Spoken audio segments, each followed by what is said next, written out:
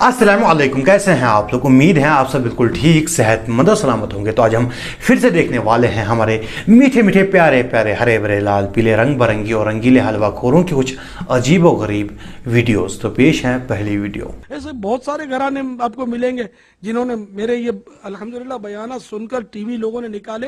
मैं बहुत पुराना इसका मुखालिफ हूँ, मेरी इससे लगती है, समझो कि इसने मेरे आका की उम्मत को बहुत बर्बाद किया है। मैं टीवी को नहीं छोड़ूंगा, मेरी लगती है इससे। जगह जगह टीवी टूटे हैं, लोगों ने टीवी को संसार किया, जला दिया जज्बात में आकर कि ये अपने को इसने जहन्नम की आग में ये भेजना चाहता है ये टीवी। गोया आप किसी सूरत में भी इसकी फेवर में नहीं है कि घरों में टीवी आए? ना ना, टीवी घरों में क्या, मेरा बस चले तो मैं पूरी दुनिया में इस पर पाबंदी लगा दूं। इसकी मतलब है कि सारा इसको ना गुस्ल दे दूं इसको। ऐसे नामुसाइद हालात में टीवी घर में रखना ये बेहद खतरनाक है। अगर आपके घर में हो भी तो फौरी तौर पर इसको निकाल देना जरूरी है। मैं टीवी का कली मुखालिफ था, आज भी मुखालिफ और खिलाफ बोल रहा हूं। एक वक्त ऐसा भी गुजरा है जब इलियास कादरी साहब की टीवी और कैमरा से नहीं बनती थी। टीवी और कैमरा से उनकी ऐसी दुश्मनी थी जैसे आजकल उनकी अकल से दुश्मनी है। वैसे भी हलवा खोरों के यहाँ अकल का अकाल पड़ा हुआ है। अकल जो है उनके यहाँ नायाब हो चुकी हैं। अगर हम ढूंढने निकले तो शायद 1000-2000 हलवा खोरों में शायद 1-2 के पास ही अकल मिल जाए, वो भी राई के दाने जितनी। खैर, हमारा टॉपिक जो है वो हलवा खोरों की अकल नहीं है बल्कि टीवी है। खैर, उन दिनों ये कहानियां करवाई जाती थी कि अगर कोई चाहे तब भी वो इलियास कादरी की तस्वीर जो है खींच नहीं सकता। जी हाँ, उनकी तस्वीर नहीं खींच सकता क्योंकि उनकी एक करामत बयान की जाती थी कि उनकी शक्ल जो है कैमरा में नहीं आती। जी हाँ, उनकी एक करामत बयान की जाती थी कि उनकी तस्वीर कैमरा नहीं खींच सकता, उनकी शक्ल कैमरा में नहीं आती, उनकी वीडियो नहीं बनाई जा सकती। और इलियास कादरी साहब ने भी बहुत सारे बयानात दिए जिसमें उन्होंने कहा कि टीवी जो है इसे घरों से निकाल दो, ये जायज नहीं, इसे घरों से निकाल दो। और ये भी कहा कि मैं भी टीवी पर शक्ल के साथ नहीं आऊंगा। तो मैं ये वजाहत कर रहा हूं, मैं सिर्फ टीवी पर 2 बार आवाज की सूरत में आया हूं, मेरा चेहरा नहीं आया टीवी पर, सिर्फ मेरी वॉइस आई है, आवाज। तो इस पर अगर किसी को गलतफहमी है कि मैं टीवी पर आ गया, तो मैं टीवी पर नहीं आया हूं, मेरी आवाज आई है। और आइंदा भी चेहरे के साथ मेरा टीवी पर आने का कोई इरादा नहीं है। अल्हम्दुलिल्लाह, मैं टीवी का कली मुखालिफ था, आज भी मुखालिफ और खिलाफ बोल रहा हूं और इंशाअल्लाह मरते दम तक टीवी का मुखालिफ रहूंगा। लेकिन टीवी ने मेरे महबूब की उम्मत को तबाह बर्बाद कर दिया है। लेकिन फिर आहिस्ता आहिस्ता कादरी साहब ने थूक के चाटना शुरू कर दिया। कल तक जो शख्स ये कहता था कि मैं टीवी पर नहीं आऊंगा, उसको कैमरा और टीवी का ऐसा नशा लगा कि अब वो कैमरा और टीवी के सामने से हट ही नहीं रहा है। उनकी सारी हरकत जो है रिकॉर्ड की जाती हैं, वो नमाज जब पढ़ते हैं उसे भी रिकॉर्ड किया जाता है, लोगों को दिखाया जाता है। यहाँ तक कि जब वो अल्लाह के सामने रोते हैं उसे भी रिकॉर्ड किया जाता है और उसे भी अपलोड किया जाता है यूट्यूब पर या फिर मदनी चैनल पर दिखाया जाता है। हालांकि अल्लाह के सामने रोना जो है वो इंसान का जाती होता है, उसको दिखाना नहीं चाहिए। लेकिन ये सब इसलिए मदनी चैनल पर दिखाया जाता है ताकि लोग उनकी वीडियोस देखें, उन्हें वली समझे, आशिक रसूल समझे और उनके मुरीद हो जाए। और जितने ज़्यादा मुरीद उतने ज़्यादा पैसे। कुल मिला के जो ये खेल है, पैसों का खेल है। खैर, इलियास कादरी साहब ने कहा था कि अगर कोई शख्स इसलिए टीवी लाता है कि वो कहता है कि इलियास कादरी जो है वो टीवी पर आएगा, तो उसे पागल खाने में डाल दो। अगर कोई बेवकूफों का सरदार ये कह दे कि चूंकि टीवी पर कभी कभी इलियास भी आ जाता है इसलिए हमने टीवी घर में लिया है, तो किसी पागल खाने से राब्ता करना चाहिए कि इसको जल्दी दाखिल करो, कहीं ये उम्मत को बर्बाद कर देगा। तो टीवी की मजम्मत तो मैं उस दौर से कर रहा हूं जब से यूं समझो कि मुझे शऊर आया। अल्हम्दुलिल्लाह मेरे घर में आज तक टीवी घुसा नहीं है।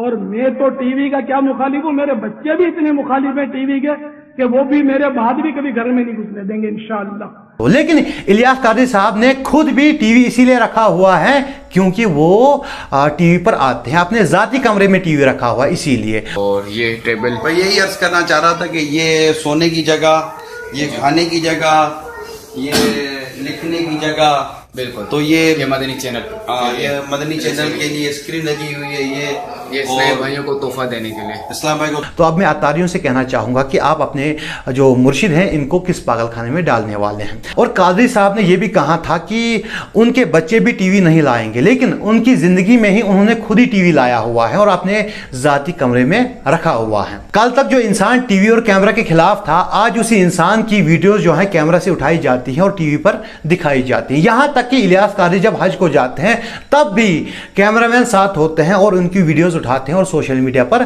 डाल देते हैं। उनकी सारी वीडियोज़, वो खाते कैसे हैं, पहनते कैसे हैं, चलते कैसे हैं, सारी वीडियोज़ जो हैं वो दिखाई जाती हैं, सिवाय बाथरूम जाने के, नहाने के। बाकी सारी वीडियोज़ जो हैं कैमरा पे, टीवी पे दिखाई जाती है। और मुझे डर है किसी दिन इनका कोई मुरीद जो है वो बापा जानी के बाथरूम में कैमरा फिट न कर दे और बापा जानी जो है वो मखसूस जगह धो रहे होंगे और उसे भी मुरीद देख रहे होंगे, क्योंकि ये लोग किसी भी हद तक गिर सकते हैं। खैर, बापा जानी के दोगलेपन का आप अंदाजा लगा सकते हैं कि किस तरह से पहले टीवी के खिलाफ थे और आज अगर ये 2 दिन टीवी पर ना आए तो ऐसा लगता है कि शायद इनको खून की उल्टियां आने लग जाएंगी। देखिए, यहां पर मैं टीवी को डिफेंड नहीं कर रहा हूं। आप चाहे टीवी को हराम कहिए या फिर टीवी को हलाल कहिए, मुझे इससे कोई इख्तिलाफ नहीं है और ना ही मैं इसके बारे में कुछ कहने वाला हूं। मेरे कहने का मतलब यह है कि जो भी कोई नई इन्वेंशन होती हैं, हमारे जो आलिम हजरात हैं पहले उसको हराम करार देते हैं। जैसे कि पहले प्रिंटिंग प्रेस आई तो आलिम हजरात ने उसे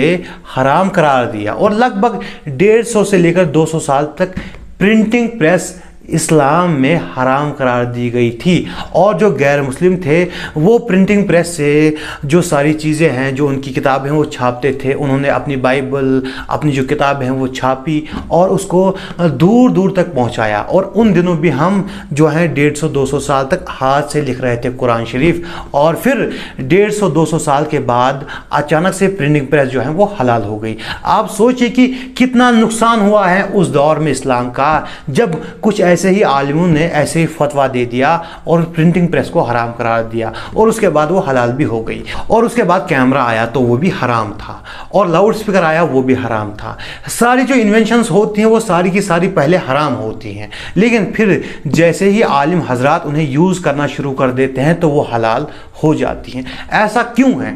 आखिर ये लोग जो हैं ये दूर का नज़रिया क्यों नहीं रखते, दूर की नज़र जो है वो क्यों नहीं रखते? आप खुद सोचिए कि अगर उस दौर में किसी मुसलमान ने टीवी ईजाद किया होता तो उस पर कुफ्र के फतवे लग चुके होते। अगर किसी मुसलमान ने कैमरा ईजाद किया होता तो उस पर कुफ्र के फतवे लग चुके होते और आज वो हलाल होता। अब मुझे समझ नहीं आता कि ये चीज़ें पहले हराम कैसे होती हैं फिर हलाल कैसे हो जाती हैं।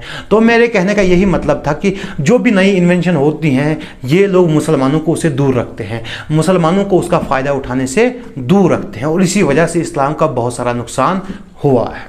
खैर, चलते हैं अगली कहानी की तरफ। एक बार किसी ने हाफिज साहब कह दिया आपको तो बस आपके दिल पे चोट लगी कि ये लोग मुझे हाफिज कहते हैं और मैं हाफिज नहीं हूँ। ये बेचारे मतलब खुशफहमी इनकी, तो इसलिए आपने रमज़ान मुबारक में मगरिब की नमाज के बाद खाने से फारिग होकर तरावी से पहले पहले एक पारा गौर से देख लेते आप और इस तरह वो आपको याद हो जाता और 1 महीने के कलील अरसे में आपने पूरा कुरान पाक याद कर लिया। तो आपने मीठे मीठे प्यारे प्यारे हरे भरे लाल पीले बापा जानी से झूठी झूठी कहानी सुनी जिसमें वो बयान कर रहे थे कि इनके सो कॉल्ड आला हजरत मगरिब के बाद कुरान शरीफ को यूं देख लिया करते थे, इसी तरह से वो 30 दिन में हाफिज हो गए। ठीक है, अब हम सेम वाली कहानी सुनने वाले हैं लेकिन मुफ्ती सलमान अजहरी की जुबानी। आपको पता है बरेली के ताजदार इमाम इश्क व मोहब्बत आला हजरत फाजिल बरेलवी रदी अल्लाह ताला अन्हु आलिम भी थे, कारी भी थे,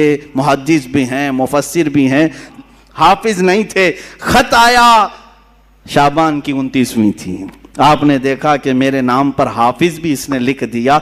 लोग अगर मेरे बारे में गुमान करते हैं कि मैं हाफिज हूं तो क्यों ना हिफ्ज शुरू करूं। फरमाते हैं कि रोजाना फिर आपने कुरान उठाया और फजर के बाद तिलावत शुरू करते, एक पारा तिलावत करते बल्कि याद करके रात को तरावी में सुना देते। जब 30वीं तरावी आई तो आला हजरत हाफिज कुरान भी हो चुके थे। अब सलमान अजहरी भाई साहब ने सेम सी कहानी सुनाई, लेकिन उन्होंने जो वक्त बयान किया वो फजर का वक्त था, वो मगरिब के बाद का वक्त नहीं था बल्कि फजर का वक्त था। अब यहाँ पर कंफ्यूजन क्रिएट होती है कि भाई आखिर वो वक्त कौन सा था। अब हमने सेम कहानी दो बंदों की ज़ुबानी सुनी और उन्होंने दो मुख्तलिफ रिजल्ट दिए हमें, उन्होंने दो मुख्तलिफ टाइमिंग दी हमें। अब हम फिर से यही कहानी सुनने वाले हैं और एक हलवाखोर की ज़ुबानी। 30वां दिन अम्मा यतसालून, एक बार पढ़ा जाके तरावी पढ़ाया, उनके पढ़ने के टाइम को जोड़ा गया तो तखमीनन 7 घंटे में हाफिज कुरान बनने वाला कोई और नहीं, 10 शव्वाल 1272 हिजरी 14 जून 1856 ईस्वी में नकी अली खां की पीठ से तसर्रुफात की करवटें लेता हुआ बरेली की धरती पर सुन्नियत की आन बान शान इमाम अहमद रजा खान की जात। हम पहले ही बहुत कंफ्यूज थे, पहले ही हमें इलियास कादरी ने और सलमान अजहरी भाई साहब ने बहुत कंफ्यूज कर दिया था। अब ये वाले भाई साहब आए हैं, ये कह रहे हैं कि अगर सेम कहानी सुनाई लेकिन उसके बाद कहा कि अगर उस वक्त को जोड़ा जाए तो 7 घंटे बनते हैं। ठीक है, अब हम फिर से यही कहानी सुनने वाले हैं लेकिन और एक हलवाखोर की जुबानी। आला हजरत पूरा 1.5 घंटा याद करते थे तो कहा नहीं, मैंने पूछा कितनी देर याद करते थे, बोला 10 मिनट। जब 10 मिनट को जोड़ेंगे तो पता चलेगा मेरे प्यारो कि वो इमाम अहमद रजा है, इसने 1 महीने में हिफ्ज किया है। वो इमाम अहमद रजा है, इसने 45 घंटे में हाफिज कुरान हो गया है। और वो इमाम अहमद रजा है जो 10 घंटे में हाफिज कुरान हो गया है। अब यहाँ पर ये भाई साहब कह रहे हैं कि 10 घंटे बनते हैं। अब आप देख सकते हैं कि हमने एक कहानी 4 बंदों की जुबानी सुनी और 4 अलग मुख्तलिफ हमें रिजल्ट मिले। ये तो कल की बात है क्योंकि इनके आला हजरत भाई साहब जो थे, सो कॉल्ड आला हजरत जो थे, वो 1921 में लगभग उनकी वफात हुई। कल की कहानी है ये और उसमें भी इन लोगों को इतनी कंफ्यूजन है। आप खुद सोच लीजिए कि जो इनके बुजुर्ग जो हैं, जो लगभग 1000 साल 800 साल 700 साल पहले जिनकी वफात हो चुकी हैं, उनकी कहानियों में इन लोगों ने क्या क्या जोड़ा होगा। आप देख सकते हैं कि 100 साल पुरानी कहानी है जिसमें इनको इतनी कंफ्यूजन हो चुकी है और 4 बंदे 4 मुख्तलिफ कहानियां सुना रहे हैं। और जो आखिरी वाले हजरत थे जिन्होंने हमें 10 घंटे बताया, तो उनकी कहानी के साथ साथ उनका दिमाग भी खराब था और उनकी मैथ भी कमज़ोर थी क्योंकि उन्होंने कहा कि उनके आला हजरत हर दिन 10 मिनट पढ़ते थे। अगर हर दिन 10 मिनट पढ़ते थे तो फिर एक महीने में वो 300 मिनट बनते हैं और 300 मिनट जो होते हैं वो 5 ही घंटे होते हैं। तो भी वो भाई साहब अगर कहानियों के बजाय मैथ पर फोकस करते तो शायद आज उनको इतनी जिल्लत का सामना नहीं करना पड़ता। खैर चलते हैं अगली कहानी की तरफ। वो एक शख्स का बेटा देख ही नहीं पाता था, वो लेकिन अपने बच्चे को बरेली शरीफ आ गया, ताजुश शरिया की बारगाह में दुआ फरमा दे, बच्चा देख नहीं पाता। आपने फरमाया जाओ जाओ बाबा, यहाँ पे दीन का काम हो रहा है, यहाँ क्या करामतें लुट रही हैं। अल्लाह अकबर फरमाते जाइए।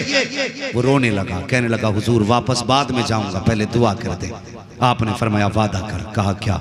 कि अपने बच्चे को दीन का आलिम बनाएगा। उसने कहा वादा है। फिर आपने सर पे हाथ रखा, फरमाया जा अपने बेटे को आलिम बनाना। ये दुआ दे के बच्चे को रुखसत किया ना तो बच्चा पहले उंगली पकड़ के आया था, अब जब वापस चला ना तो अपने जूते खुद तलाश कर रहा था। जब खुद जूते तलाश कर रहा था, बाप ने कहा बेटे क्या कर रहे हो? कहा अब्बा जूते ढूंढ रहा हूँ। बाप ने बेटे का माथा चूमा, क्या तुम्हें दिखाई दे रहा है? कहा अब्बा मुझे दुनिया दिखाई दे रही है, अब्बा मेरे जूते यहाँ रखे थे। बच्चे ने जब बात बताई वो दौड़ के मेरे मुर्शिद के कदमों तक पहुंचा।